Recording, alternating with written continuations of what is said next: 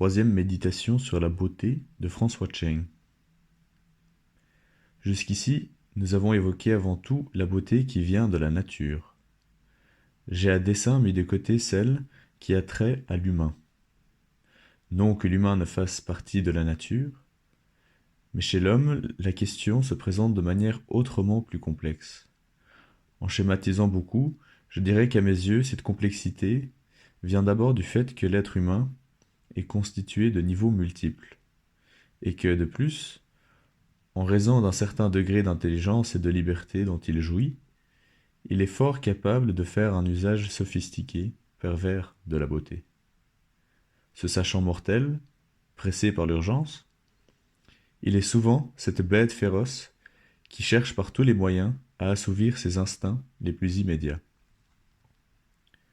Parmi les multiples niveaux qui constituent l'être humain, deux au moins sont reconnus par tous, à savoir le physique et le mental. Le second, régi par l'esprit, comporte sa part d'inconscient et de conscient, d'imaginaire et de rationnel, de psychique et de ce qu'on qualifiera de spirituel. Cette dernière part, le spirituel, est sans doute la plus controversée. Elle peut être prise pour un niveau en soi. À son propos, on sera amené à parler de l'âme. Il entre dans la constitution humaine tant d'éléments et d'interférences que, s'agissant de la beauté, nos idées sont des plus confuses. Point n'est aisée notre tentative de démêler les vraies beautés des fausses, ni de formuler des critères permettant de dégager les vraies valeurs. Rassemblant les idées que nous avons déjà pu formuler. La beauté que nous avons en vue est celle qui relève de l'être, qui jaillit de l'intérieur de l'être, comme élan vers la beauté, vers la plénitude de sa présence. Cela dans le sens de la vie ouverte. Nous nous situons donc résolument au-delà de toute beauté d'apparence, qui repose sur la seule combinaison de traits extérieurs ou composée entièrement d'artifices. Une beauté qu'on peut instrumentaliser afin d'amadouer, de tromper ou de dominer. Cette beauté, qui relève de la voir, il est vrai qu'elle est omniprésente dans les sociétés vouées à la consommation. En soi, son existence se justifie, son usage pernicieux de la dénature. En définitive, on peut dire qu'une beauté artificielle, dégradée en valeur d'échange ou en pouvoir de conquête, n'atteint jamais l'état de communion et d'amour qui, en fin de compte, devrait être la raison d'exister de la beauté. Au contraire, elle signifie toujours un jeu de dupes, de destruction et de mort. La laideur d'âme qui la mine lui enlève toute chance de demeurer belle et d'entrer dans le sens de la vie ouverte. Ici, une voix critique se fait entendre. Une voix critique, mais tout à fait nécessaire et constructive. Elle m'oblige à préciser davantage ma posture et ma démarche.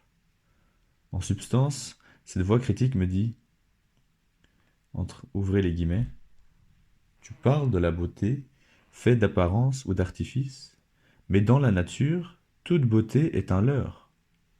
Si telle fleur déploie ses pétales et exalte son parfum, c'est pour attirer les insectes qu'elle dévore. Si le papillon a les ailes bigarrées, c'est pour se camoufler ou se distinguer sexuellement. Si le paon fait la roue, c'est pour appâter la femelle. Fermez les guillemets. À quoi je répondrais? Ces beautés, entre guillemets, intéressées, montrent du moins que la beauté a le don de susciter le désir et la quête. Quant à celles que j'ai citées pour illustrer la beauté de la nature, elles sont désintéressées. La montagne, élevée, nimbée de brume, la source qui jaillit et qui s'élargit pour devenir fleuve. La voix critique m'arrête. Ouvrez les guillemets. La montagne que tu as tant aimée n'était à l'origine qu'un accident de terrain causé par le mouvement tellurique. L'Himalaya, dont tu dis qu'il inspire une vénération sacrée, résulte du choc terrible des continents à la dérive. Fermez les guillemets. À cette affirmation, ma réponse sera plus élaborée, au risque de paraître laborieuse. Ouvrez les guillemets. Je vois la chose autrement. En bon chinois, je crois au souffle, y compris à celui qui anime le mouvement tellurique. Et je sais gré au souffle du mouvement tellurique de s'être bien inspiré, de ne pas avoir laissé la surface de la Terre plate et lisse comme une planche. Cela aurait été d'une monotonie terriblement ennuyeuse, d'une terrible platitude, comme le dit si bien la langue française. Je lui sais gré donc d'avoir suscité cette chose merveilleuse qu'est la montagne, qui porte haut la vie et où peuvent mieux s'échanger les souffles de la terre et ceux du ciel. Du sein de la montagne jaillit la source, laquelle, coulant vers le bas et s'élargissant, devient fleuve. Depuis lors, montagne et fleuve incarnent par excellence les deux principes vitaux, yang et yin. Le fleuve coule, féconde les plaines fertiles.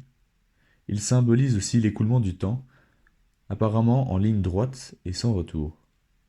Apparemment seulement, car le vrai temps, en réalité, est circulaire et non linéaire. L'eau du fleuve, tout en coulant, s'évapore à mesure.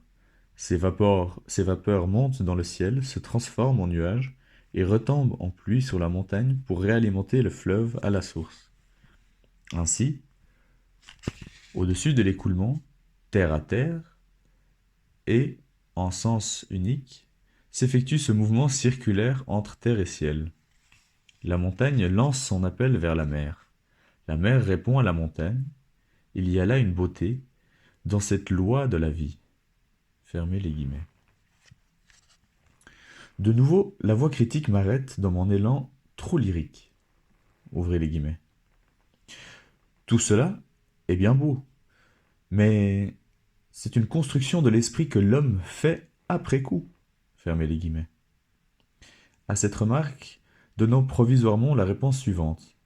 Notre tâche ne saurait se limiter à seulement expliquer comment la matière fonctionne. C'est là le propos de la science. Nous sommes là pour vivre en tendant vers une vie toujours plus élevée, plus ouverte. L'homme n'est pas cet être en dehors de tout qui bâtit son château de sable sur une plage déserte. Il est issu de l'aventure de la vie.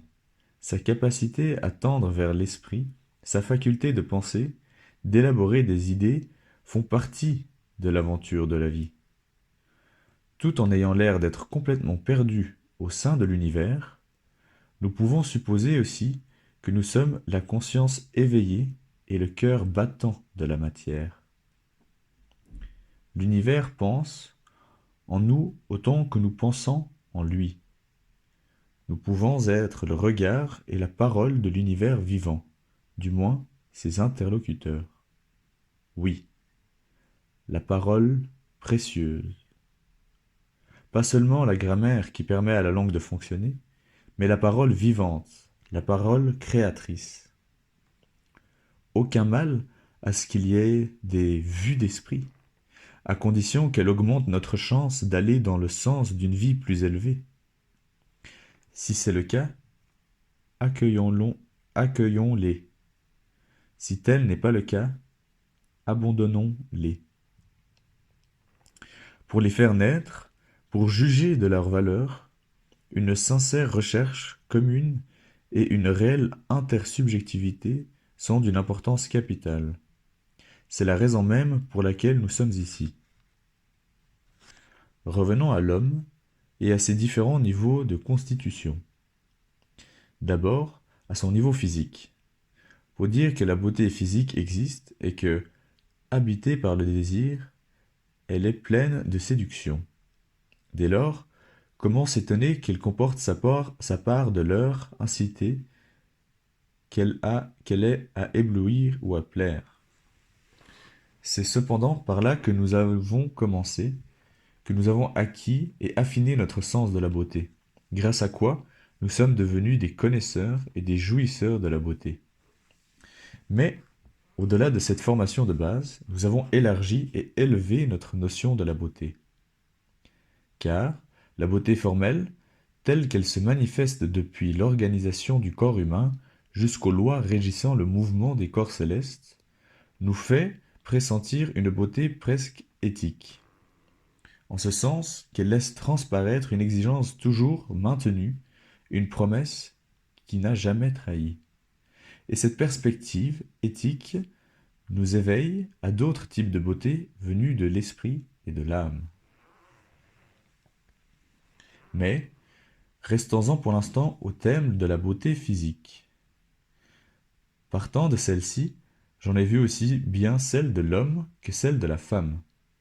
Si toutefois nous sommes galants, et surtout si nous sommes chinois, accordant la prééminence de la beauté féminine qui est, comme on dit, la merveille des merveilles.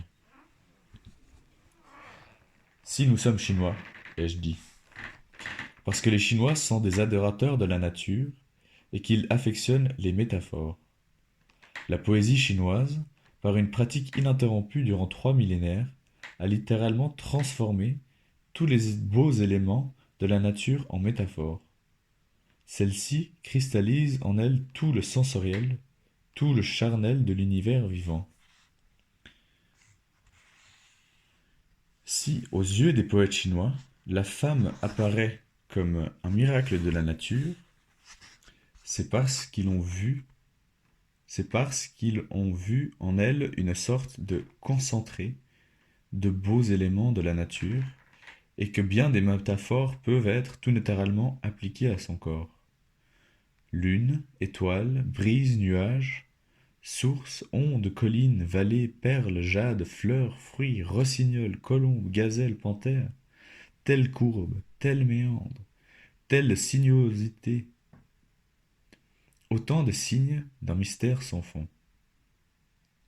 L'art grec et l'art romain ont tous deux célébré la figure féminine. Mais c'est à la Renaissance qu'a explosé littéralement le désir occidental de montrer la femme en son éclat charnel. Lippi, Botticelli, Titien, Léonard, Raphaël. Prenons la Joconde, qui recueille l'admiration universelle. Mais faisons auparavant une courte digression en évoquant une étape décisive dans la longue évolution du corps humain. On ne peut que le constater. Entre Mona Lisa et la femme des cavernes, il y a comme un saut qualitatif. Pourtant, dans la femme des cavernes se trouvait déjà toute la promesse de la beauté de l'être humain, car se dresser fut le moment inaugural d'une existence proprement humaine. Cette position debout a entraîné une triple libération. Elle a libéré les mains, ce qui a permis l'homo faber. Elle a libéré la glotte et les cordes vocales, ce qui a permis à la voix humaine de devenir cet outil magique pour la parole et le chant, à l'homme de devenir cet être de langage et de pensée. Enfin, elle a libéré le visage. Au lieu d'être une gueule tendue en avant au ras du sol, comme celle de l'animal qui va d'air en air à la recherche de nourriture, le visage, désormais, fait partie d'une tête, qui se pose paisiblement et noblement sur les épaules. Ce visage peut tourner avec une aisance souveraine, son regard vers la hauteur et le lointain, échanger un sourire avec ses semblables, laisser affleurer sentiments et émotions qui viennent de la profondeur, qui s'élèvent vers le sommet et qui finissent par le modeler. Ayons la hardise d'affirmer que si tout visage de haine est laid, en revanche tout visage humain, en sa bonté, est beau. Le visage est ce trésor unique que chacun offre au monde. C'est bien en termes d'offrande ou d'ouverture qu'il convient de parler du visage. Car le mystère et la beauté d'un visage, en fin de compte, ne peuvent être appréhendés et révélés que par d'autres regards. ou par une lumière autre. À ce propos, admirons ce beau mot de visage en français. Il suggère un paysage qui se livre et se déploie, et, en lien avec ce déploiement, l'idée d'un vis-à-vis. Revenons à Mona Lisa. Sa beauté ne se fonde pas sur la seule combinaison des traits extérieurs, mais elle est illuminée par un regard et un sourire énigmatique qui semble vouloir dire quelque chose, comme on aimerait entendre sa voix. La voix même et ce que dit la voix font partie de la beauté d'une femme. Par la voix, la femme exprime ses sensations, mais aussi ses nostalgies, ses rêves, et cette part indicible qui cherche néanmoins à se dire.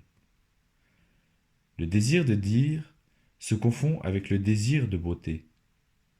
Le désir de dire ajoute au charme de la beauté. Une évidence alors nous saute aux yeux. La beauté de la femme ne résulte pas uniquement d'une évolution physiologique. Elle est une conquête de l'esprit. Cette conquête nous révèle que la vraie beauté est conscience de la beauté et élan vers la beauté, qu'elle suscite l'amour et enrichit notre conception de l'amour. L'esprit régit en l'homme sa faculté de raisonnement et de compréhension, et aussi sa part d'imaginaire et de pulsion. De l'esprit, nous enchaînons sans transition sur l'âme. Force est de constater que, concernant la beauté et l'amour, l'idée de l'âme court comme un fil d'or tout au long de l'imaginaire occidental. Cela depuis Socrate et Platon, en passant par Plotin et Saint-Augustin, jusqu'aux poètes classiques et romantiques. Lisons Saint-Augustin, dont son serment sur la Providence, après avoir loué cet équilibre miraculeux qu'est un corps humain. Il écrit, ouvrez les guillemets. D'abord, que l'homme soit constitué d'une âme et d'un corps, et qu'il meuve par la substance invisible et supérieure à celle qui est visible et sujette. Donc, qu'il y ait une autorité naturelle qui est l'âme souveraine et une obéissance naturelle qui est la chair soumise. Voilà qui montre la beauté d'un ordre remarquable. Et, dans l'âme même, que la raison, ou l'esprit, par l'excellence de sa nature, est le plus de valeur et l'emporte sur toutes ses autres parties, n'y a-t-il pas là aussi un ordre qui se laisse remarquer? Car personne n'est à ce point le jouet de ses désirs qu'elle hésiterait sur sa réponse si on lui demande ce qui vaut mieux de ce qui est emporté par les appétits irréfléchis ou de ce qui est dirigé par la raison ou la réflexion. De ce fait, quiconque même vit sans prudence ni raison répond malgré tout à la question de la solution la meilleure. Et même si ses actes ne l'ont pas corrigé, la question l'a certainement alerté. Aussi, même chez un homme qui a une conduite dépravée, la voix de l'ordre ne s'efface pas quand la nature accuse son vice. Fermez les guillemets. J'aimerais citer maintenant Michel-Ange. Dans un sonnet s'adressant à l'être aimé, il dit en substance ceci. Ouvrez les guillemets. Je dois aimer en toi cette part que toi-même tu aimes. C'est ton âme. Pour m'éprendre de ton âme, il me faut puiser non en mon cœur seul, mais bien en mon âme. Fermez les guillemets. L'âme prend en charge le corps sans être entravée par le corps, et l'âme s'éprend de l'âme. Sa nature propre est sa capacité à se relier à tout. Sa dimension est donc l'infini. C'est bien d'âme à âme, et non de corps à corps, qu'une communion totale peut s'accomplir. Tout se passe comme si le monde physique voulait nous inciter, nous initier et nous former à la beauté, en montrant qu'elle est, en nous signifiant en outre qu'elle est extensible et transformable, qu'à partir de la beauté formelle, d'autres harmoniques, d'autres résonances, d'autres transfigurations sont possibles. À la lumière de l'âme, il nous est bon de revenir un instant à Mona Lisa, à son regard et à son sourire. Il y a véritablement un mystère du regard. D'où vient la beauté d'un regard? Tient-elle du seul aspect physique de ses yeux? Des paupières, des cils, teint de l'iris, etc. La beauté physique des yeux peut certainement y contribuer, dans la mesure où cette beauté est susceptible d'éveiller chez l'être qui en est gratifié le sens de la beauté. Or, nous l'avons dit, la vraie beauté est justement conscience de la beauté et élan vers la beauté. Mais à cause de cela même, le regard est plus que les yeux.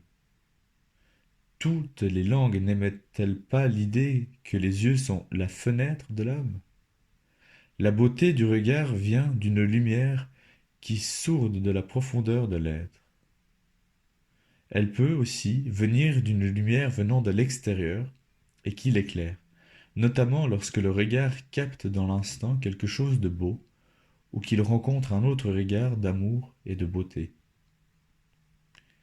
Chacun a déjà vécu ce moment émouvant où, lors d'un spectacle ou d'un concert de haute qualité, tous les participants ont le visage transfiguré, tant il est vrai que la beauté attire la beauté, augmente la beauté, élève la beauté.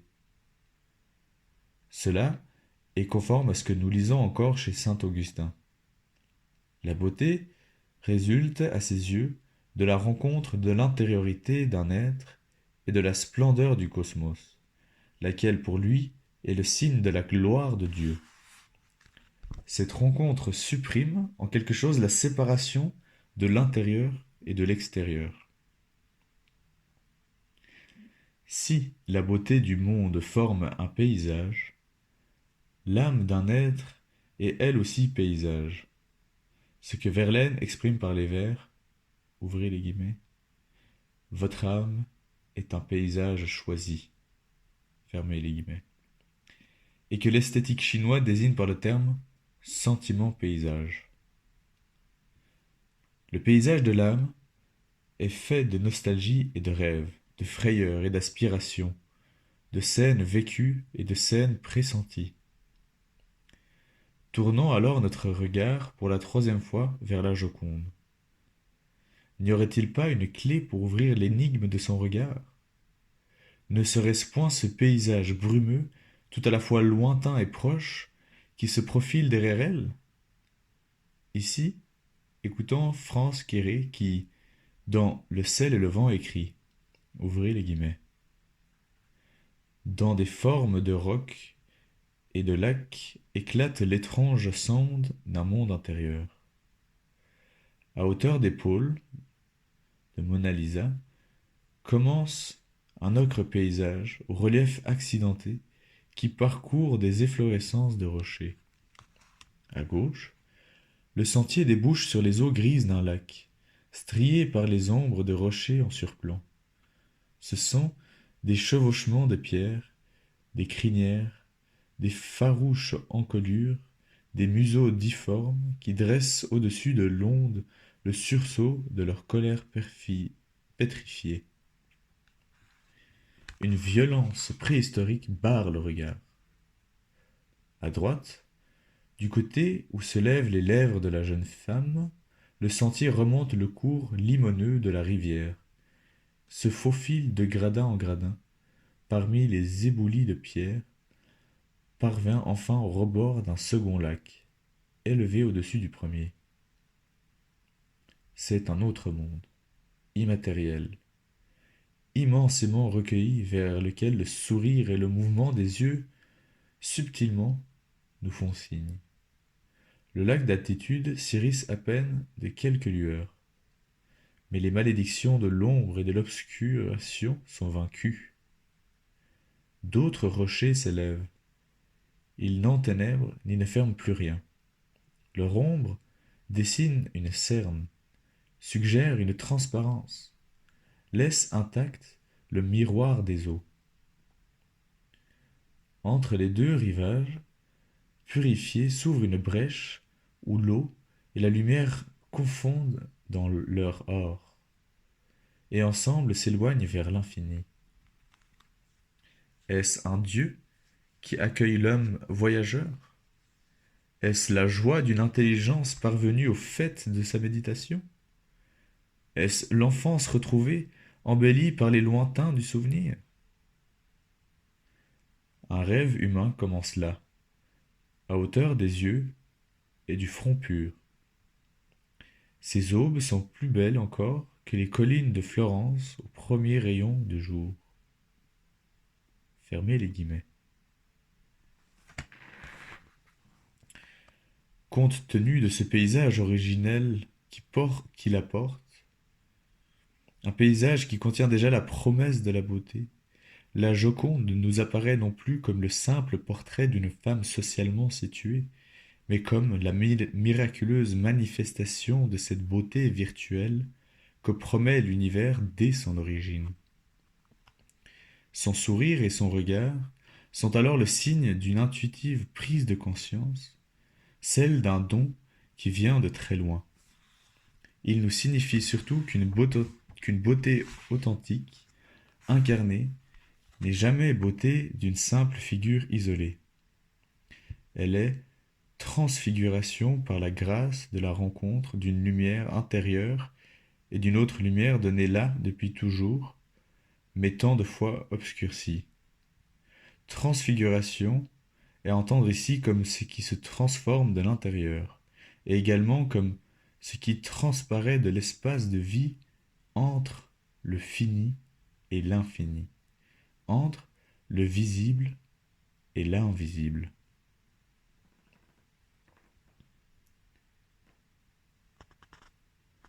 Avons-nous tout dit?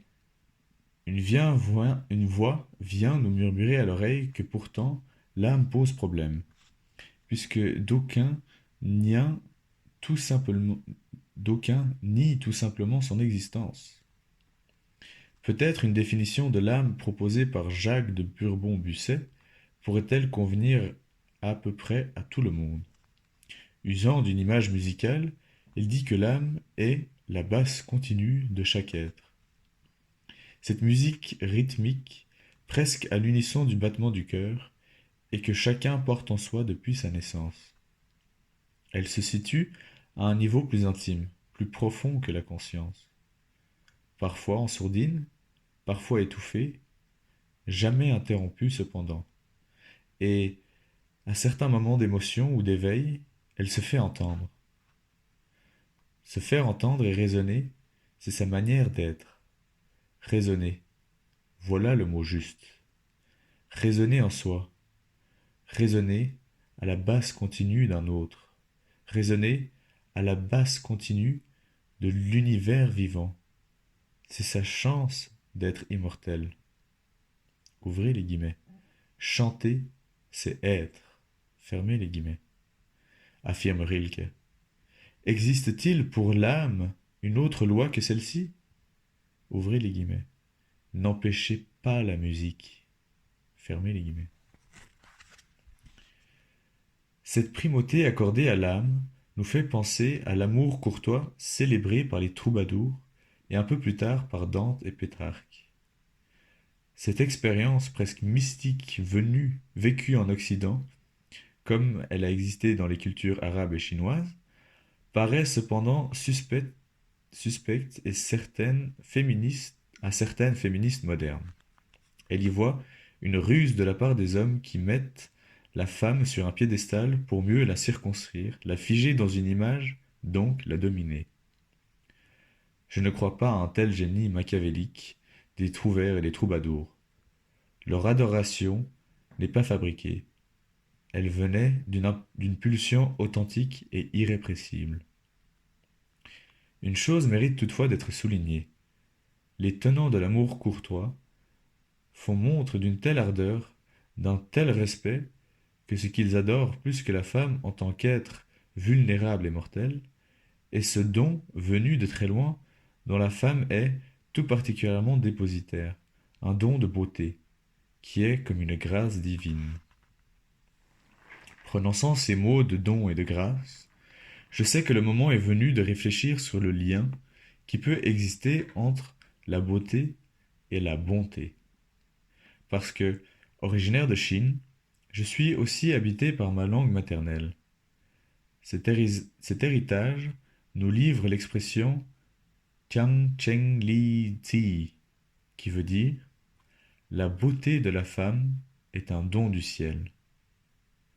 Par ailleurs, pour désigner le bon, la bonté, l'idéogramme Hao est graphiquement composé du signe femme et du signe enfant. Et surtout, pour désigner une beauté qui s'offre à notre vue, la langue dit Hao Kan, qui veut dire bon à voir. Bercé par cette langue, un Chinois a tendance à associer d'instinct bonté et beauté. Pourtant, ce n'est pas alors signalé qu'en français aussi phonétiquement, il existe un lien intime entre bonté et beauté. Ces deux mots viennent du latin bellus et bonus, lesquels dérivent de fait d'une racine indo-européenne commune, duenos. Je n'oublie pas non plus qu'en grec ancien, un même terme, kalésagatos, contient et l'idée de beau, kalos, et l'idée de bon, agathos. Mais, avant tout, au sujet de la relation foncière qui unit beauté et bonté, je voudrais citer un passage de La pensée et le mouvement d'Henri Bergson. Ce passage nous frappe par sa simplicité décisive. Ouvrez les guillemets. C'est la grâce qui se lie à travers la beauté et c'est la bonté qui transparaît sous la grâce. Car la bonté, c'est la générosité infinie d'un principe de vie qui se donne. Ces deux sens du mot, grâce, n'en font qu'un. Fermez les guillemets. Si nous voulons remonter jusqu'à la source de Bergson, nous pouvons encore réfléchir à Plotin qui, à la suite de Platon, distingue trois étapes de la montée de l'âme vers le bien. L'âme commence par reconnaître la beauté des choses sensibles. Elle s'élève alors vers le monde des formes esprits, et elle cherche l'origine de leur beauté. Enfin, elle cherche à atteindre le bien, qui est beauté sans forme au-dessus de la beauté formelle. Précisons qu'aux yeux de Plotin, la beauté est liée à l'amour. Celui-ci fait partie de la beauté et en constitue l'état suprême, puisque, au-delà de toutes les formes que la beauté anime, ce que cet amour désire est la lumière invisible, source de la beauté visible. C'est en ce sens qu'on peut entendre la phrase de Proust, ouvrez les guillemets. La beauté ne doit pas être aimée pour elle-même, car elle est le fruit de la collaboration entre l'amour des choses et la pensée religieuse. Fermez les guillemets. Je viens d'invoquer des grands penseurs. Quant à mon sentiment personnel, il me paraît évident que la bonté est belle. Posons simplement cette question. Est-il un geste de bonté qui ne soit pas beau? La réponse est pour ainsi dire toute donnée, puisqu'en français on dit un beau geste, et qu'en chinois on dit une belle vertu. L'inverse est-il vrai? Au premier abord, la chose nous semble moins évidente. La beauté, au sens courant, n'est pas forcément bonne. On parle même de beauté du diable. Mais n'oublions pas notre critère de base. Une vraie beauté, celle qui relève de l'être, qui se meut dans le sens de la vie ouverte. La beauté du diable, elle, fondée sur la tromperie, jouant le jeu de la destruction et de la mort, est la laideur même. Nous avons insisté sur ce point dès le début de nos méditations. Une vraie beauté dépasse l'apparence, ce qui explique encore la phrase de Plotin. Ouvrez les guillemets. Il n'y a pas de beauté plus réelle que la sagesse que l'on voit en quelqu'un. On l'aime sans égard à son visage qui peut être laid, On laisse là toute son apparence extérieure et l'on cherche sa beauté intérieure. Fermez les guillemets. Toutes les beautés n'atteignent certes pas la sagesse parfaite, mais toute vraie beauté relève de cette essence et tend vers la suprême harmonie, une notion qui a l'approbation de tous les sages depuis l'Antiquité. Par harmonie, je n'entends pas seulement ce qui se montre dans l'agencement des traits qui composent objectivement une présence de beauté. L'harmonie signifie surtout, selon moi, que la présence de la beauté répand l'harmonie autour d'elle, favorisant partage et communion, dispensant une lumière de bienfaisance, ce qui est la définition même de la bonté. Il n'est pas exagéré de dire que bonté et beauté forment les deux faces d'une entité organique et opérante. Quelle différence entre elles alors? Osons une formule. La bonté est garante de la qualité de la beauté. La beauté irradie la bonté et la rend désirable. Quand l'authenticité de la beauté est garantie par la bonté, on est dans l'état suprême de la vérité, celle qui va, répétons-le, dans le sens de la vie ouverte, celle à laquelle on aspire comme à une chose qui se justifie en soi. Ce qui se justifie en soi dans l'ordre de la vie est bien la beauté qui, s'élevant vers l'état de joie et de liberté, permet à la bonté même de dépasser la simple notion de devoir. La beauté est la noblesse du bien, le plaisir du bien, la jouissance du bien, le rayonnement même du bien. Force nous est de reconnaître cependant que, par on ne sait quelle aberration, la bonté de nos jours n'est pas prisée, mal comprise, elle est réduite à quelque chose qui gêne par son aspect bonasse ou fadasse. Étant donné notre condition de damnés sur terre, habités que nous sommes par la souffrance, la frayeur, la grisaille de la laideur quotidienne et les désirs constamment dévoyés, nous préférons exalter, concernant la beauté, ce qu'il y a de plus pervers, de plus dramatique, le pessimisme. Voire le cynisme a alors le beau rôle. Il flatte plus efficacement nos besoins de dérision et de révolte. Pourtant, il faut avoir le courage de revenir à la bonté, la vraie. Je pense ici à l'impétueux et farouche Beethoven. Parlons de son œuvre et de la création artistique en général. Il était assez humble et lucide pour dire, ouvrez les guillemets, le véritable artiste n'a pas d'orgueil.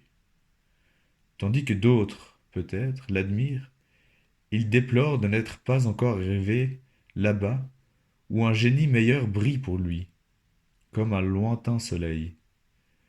Je ne reconnais en aucun homme d'autre signe de supériorité que la bonté. Là où je la trouve, là est mon foyer. Fermez les guillemets. La bonté qui nourrit la beauté ne saurait être identifiée à quelque bon sentiment plus ou moins naïf. Elle est l'exigence même, exigence de justice, de dignité, de générosité, de responsabilité, d'élévation vers la passion spirituelle. La vie humaine étant semée d'épreuves, rongée par le mal, la générosité exige des engagements de plus en plus profonds. Du coup, elle approfondit aussi sa propre nature et engendre des vertus variées telles que sympathie, empathie, solidarité, compassion, commisération, miséricorde. Toutes ces vertus impliquent un don de soi, et le don de soi a le don de nous rappeler, encore une fois, que l'avènement de l'univers et de la vie est un immense don. Ce don qui tient sa promesse et qui ne trahit pas, est en soi une éthique. Lorsque chez quelqu'un ce don de soi va jusqu'au don de sa vie, cela est vu de manière intègre le principe de vie ou de sauver d'autres vies. Ce don-là brille d'une étrange beauté. Elle signifie un suprême sens de la justice, et l'acte qui l'inspire traduit un courage plein de noblesse et de grandeur. La plus belle vertu, aux yeux des Confucéens, est d'être prêt à mourir pour que soit sauf le règne. Amour humain, vertu, humanité. Cet idéal est partagé par toutes les grandes religions. On pense à ceux qui ont dû, à des degrés divers, affronter le mal au nom de la paix et de l'amour. On pense, quelle que soit notre conviction ou croyance, au Christ qui, afin de montrer que l'amour absolu est possible et qu'aucun mal ne peut l'atteindre, a accepté librement de mourir sur la croix. Ce fut là sans doute un des plus beaux gestes que l'humanité ait connus. Sur un autre registre, nous pensons aussi à tous ceux qui, innocents, subissent de terribles épreuves morales ou physiques. Pour peu qu'à travers douleur et souffrance, ils gardent cette part de lumière qui, sourde de l'âme humaine, et nous voilà saisis par cette lueur de beauté qui transparaît dans le visage émacié, délaissé. Oui, la beauté ne saurait jamais nous faire oublier notre condition tragique. Il y a une beauté proprement humaine, ce feu d'esprit qui brûle, s'il brûle au-delà du tragique. Tous les humains ne sont pas amenés à travers les épreuves dont je viens de parler, à traverser les épreuves dont je viens de parler. Mais tous peuvent prendre part à cette grandeur née de la dignité intérieure de l'être qui fait face au terrible, au nom de la vie. C'est probablement pourquoi, dans l'art occidental, les tableaux représentant la Pietà comptent parmi les plus grands chefs-d'œuvre. Prenons la Pietà d'Avignon du Louvre, l'une des plus impressionnantes. Ce tableau, peint par Enguarrand Carton en 1455, est la première grande manifestation en France de la peinture de chevalet. L'artiste ne s'embarrasse ni de tradition d'école, ni de préciosité technique. Il a mis toute la force de son âme. Le tableau, tout en largeur, a la dimension d'un triptyque, mais il est d'une pièce. Le cadavre du crucifié s'étale à l'horizontale le long du tableau, un corps raidi et cassé, les jambes affaissées, le bras droit à l'abandon avec au bout une main doigtée aux doigts rétractés. Autour du cadavre sont disposés trois personnages. Du côté gauche, Jean se penche en avant vers la tête du Christ, tandis que ses deux mains, d'un geste de dévotion qui reflète un amour filial, sans borne, cherchent à arracher les épines enfoncées dans le crâne du supplicié. Du côté du pied du Christ, à droite donc, voilà Marie-Madeleine. Elle aussi s'incline en avant, sa main gauche tenant un flacon de parfum. Sa robe rouge, sang couvre le cadavre jusqu'à mi-corps, comme du sang qui reflue. Le pan de la doublure retournée, avec lequel elle essuie ses larmes, est de couleur jaune. Il fait écho aux rayons jaune-or qui émanent de la tête du Christ. Du visage pâle de la femme, on voit la joue encore enfiévrée de passion et les lèvres entr'ouvertes comme si elle continuait à appeler l'homme, à lui souffler les mots d'amour jamais prononcés, jamais interrompus. Au milieu du tableau se tient la Vierge.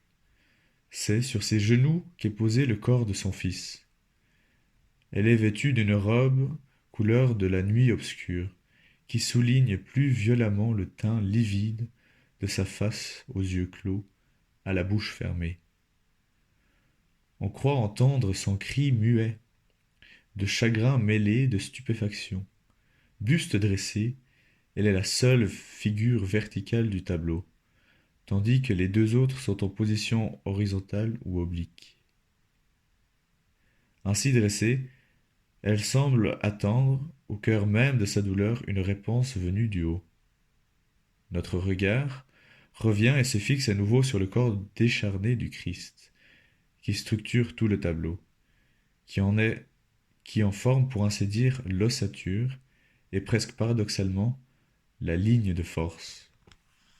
Nous voyons que c'est lui qui réunit et unit les vivants, les entraînant dans un mouvement de convergence et de partage.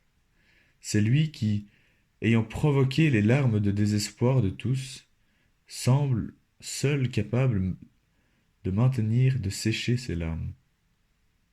Seul capable maintenant de sécher ses larmes. Ce corps terriblement raidi et arc-bouté devient tout d'un coup l'expression d'une noble intransigeance, car il rappelle la terrible résolution que le maître de ce corps a pris avant de mourir, celle de prouver que l'amour absolu peut exister, et qu'aucun mal ne peut l'altérer ni le souiller. Quelque chose alors se met à animer tout le tableau.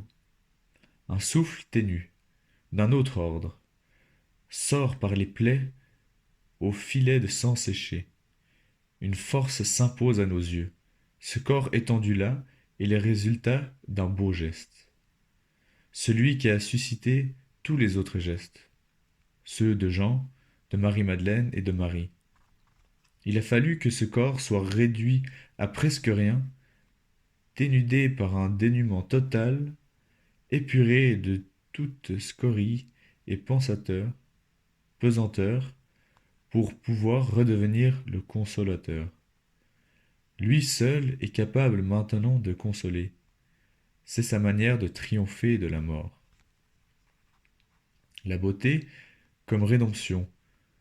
Est-ce là le véritable sens de la phrase de Dostoïevski? Ouvrez les guillemets. La beauté sauvera le monde. À cette phrase répondent celles d'un contemporain, Romain Gary. Ouvrez les guillemets.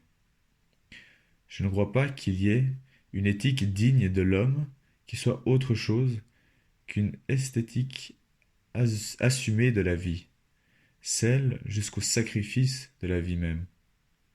Fermez les guillemets. Ouvrez les guillemets. Il faut racheter le monde par la beauté, beauté du geste, de l'innocence, du sacrifice, de l'idéal. Fermez les guillemets. Fin de la troisième méditation.